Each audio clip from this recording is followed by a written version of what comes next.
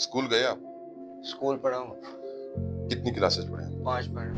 जी, ये चेहरा अल्लाह मियां ने कहते हैं ना अपने हाथों से बनाया, जी। और हम उस चेहरे को हाथ लगाते हैं और हम वजू में नहीं होते, तो हमारे पे कर्म कैसे होगा? आगे तो फिर मैं खुद फारिग। ये भाई से पूछे वकार साहब, आप कितनी देर फारिग रहे शौक सीखने के बाद? अपने नीचे आप लड़के रखोगे नया सलून डाल के, और ये आप उनके सामने बोल रहे हो। अस्सलाम वालेकुम। वालेकुम क्या सलाम। नाम है आपका? मेरा नाम अब्दुल्ला। अब्दुल्ला साहब। कितनी एज है आपकी? मेरी 16 साल। 16 साल आपकी एज है। आप 16 साल की एज में ये बार्बर का काम क्यों सीख रहे हैं? मेरा शौक है। आपका शौक है। कहाँ से लगा आपको ये शौक? कहाँ से आपको मतलब ये आइडिया आया कि यार मैं भी ये बार्बर का काम सीखूं? क्या मैंने वजूहत थी? वीडियो देखी थी, इस वजह से शौक है। वीडियो देख के आपको शौक हुआ। स्कूल गए आप? स्कूल पढ़ा हूँ। कितनी क्लासेस पढ़े हैं? 5 पढ़ा। 5 क्लासेस पढ़े। 5 के बाद हिफ्ज़ कर रहा हूँ।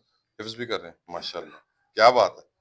हिफ्ज भी कर रहे हैं और ये काम भी कर रहे हैं। जी, तो आपने एक काम तो करना है, अगर आप ये काम सीख रहे हैं, आपने वजू में आना है शौक में। ठीक। वजू में आने का मतलब क्यों है? पता चल गया, मैंने आपको बताया जी, कि चेहरा अल्लाह मियां ने कहते हैं ना अपने हाथों से बनाया, जी। और हम उस चेहरे को हाथ लगाते हैं और हम वजू में नहीं होते, तो हमारे पे कर्म कैसे होगा फिर? ना नमाजिंग की टाइमिंग है, ना कोई सिस्टम है हमारा, ना यहाँ पे उर्दू में कुरान चल रहा है। असल मिशन तो हमारा ये होगा ना कि यार उर्दू में कुरान चलाएं, क्योंकि जो डेली लोग आ रहे हैं वो उर्दू में कुरान सुने, क्योंकि आपने हिफ्ज किया अरबी में। उर्दू में पता है आपको सारा कुछ अल्लाह मियां ने क्या कहा? नहीं, अभी नहीं इतना पढ़ा, वो पढ़ के ना अरबी पता में चल। हिफ्ज कर रहे हैं ना, जी, तो उर्दू में तो आपको पता ही नहीं कि अल्लाह मियां क्या कह रहा है, वो तो हमारी जबान ही नहीं है, राइट?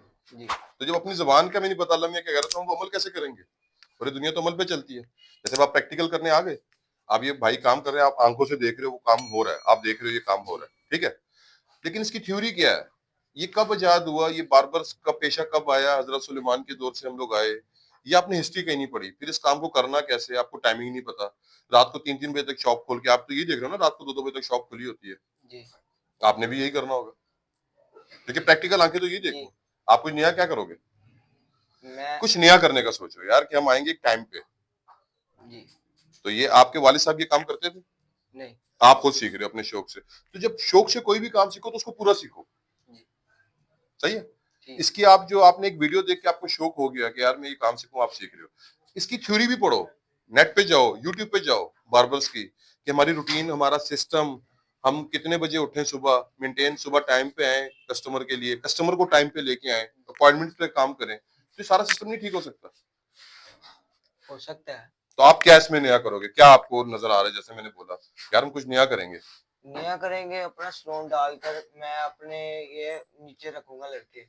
अपने नीचे आप लड़के रखोगे जी, नया सलून डाल के, और ये आप उनके सामने बोल रहे हो। ये देखो ना, वही मैंने बोला है कि आप ये सीख लो कि मैं अपना एक सलून डालूंगा, आगे फ्यूचर बताओ। आगे तो फिर मैं खुद फारिग। खुद फारिग? मतलब आप इसलिए काम सीख रहे हो पैसे के लिए? नहीं, तो शौक के अंदर फिर फारिग क्यों? जब शौक पूरा फिर। अच्छा, शौक पूरा तो बस फारिग हो जाओ। ये तो कोई बात नहीं ना हुई सर। मैंने आपसे बोला ना आपकी थ्योरी अभी है ही नहीं। आपको वाले साहब ने भेजा जाओ काम सीखो। नहीं, मेरा खुद अपना शौक तो है। जब आपका अपना शौक है तो शौक को पूरा सीखो ना। आप तो कह रहे हैं फिर मैं फारिग।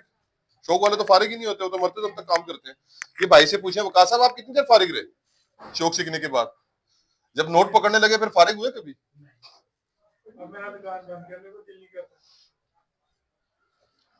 और वकार साहब आप और कितना अरसा काम कर लेंगे आपकी नजर में? क्योंकि आप स्टैंडिंग पोजीशन में काम कर रहे हैं। और ज्यादा 10 साल कर लेंगे। उसके बाद क्या होगा फिर? उसके बाद का पता ही कुछ नहीं है, काम चेंज करेंगे कोई ना कोई। फिर चेंज करना है तो उतने से भी वही कहा, भाई लड़के रख दूंगा, काम खत्म हो गया। क्योंकि आप खड़े हुए हैं, आपका वजन है आपके घुटनों पे, स्टैंडिंग में आप, आपने कोई इंश्योरेंस, कोई अपना सिस्टम, कोई आने वाला कोई कमेटी, कुछ फ्यूचर प्लानिंग है ही नहीं। अभी आप अल्लाह ना करे हाथ में कुछ डैमेज हो जाता है, क्या करोगे फिर? कुछ भी नहीं। मोहताज, रिश्तेदार आपको रुपया भी नहीं देंगे, गवर्नमेंट आपको सपोर्ट नहीं करती, what should we do then? Accident हो जाता है फॉर एग्जाम्पल, सब कुछ साथ साथ है। तो आपने काम सीखा, प्लानिंग नहीं की, और ये भाई भी वही कर रहे हैं आपको देख के।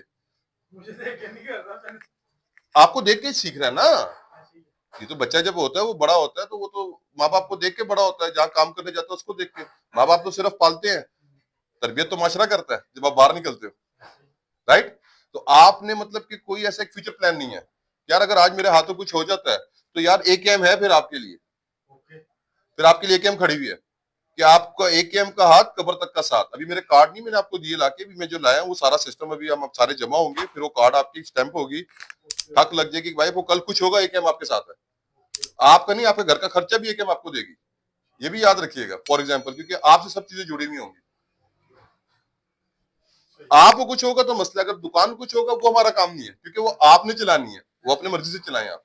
लेकिन कल आप गिरोगे तो हम आपके साथ खड़े होंगे, बल्कि हम सब एक साथ खड़े होंगे।